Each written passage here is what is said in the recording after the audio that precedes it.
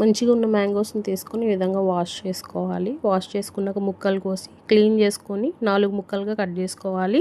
వెల్లుల్లిపాయలు కూడా తొక్కవలుచుకొని నీట్గా పెట్టుకోవాలి. అది అందులో మసాలాల్లో కలుపుకోవాలి. మెంతులు కూడా ఇందులోనే వేసుకొని కలుపుకోవాలి నీట్గా. తర్వాత ఆ ముక్కలకు కొంచెం ఆయిల్ పట్టించుకోవాలి ఈ విధంగా. తర్వాత మనం కలుపుకున్న మసాలాని మొత్తం అంతా అందులో వేసుకొని మంచిగా ముక్కలకి పట్టే విధంగా మొత్తం క్లీన్గా మంచిగా నీట్గా కలుపుకోవాలి. కలుపుకున్నాక ఇంకొంచెం ఆయిల్ వేసుకొని అది కూడా ఒకసారి నీట్గా మొత్తం కలిసేలాగా మసాలా కలుపుకోవాలి.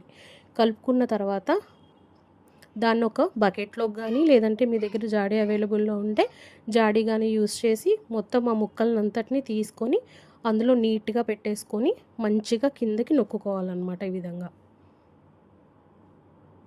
ఆఫ్టర్ 3 days ఇట్లా ఆయిల్ పైకి తేలి నీట్గా ఉంటుంది. మీకు ఒకవేళ ఉప్పు తక్కువైందనుకోండి, ఆయిల్ మొత్తం తీసేసుకొని ఈ విధంగా మళ్ళీ అదే గిన్నెలో వేసుకొని పెద్ద గిన్నెలో ఈజీగా కలుపుకోవడానికి ఉండాలి. అలాంటి పెద్ద గిన్నె ఒకటి తీసుకొని మనం ఉప్పు చూసుకొని మనకు సరిపడినంత ఉప్పు వేసుకొని మళ్ళీ నీట్గా కలుపుకోవాలి.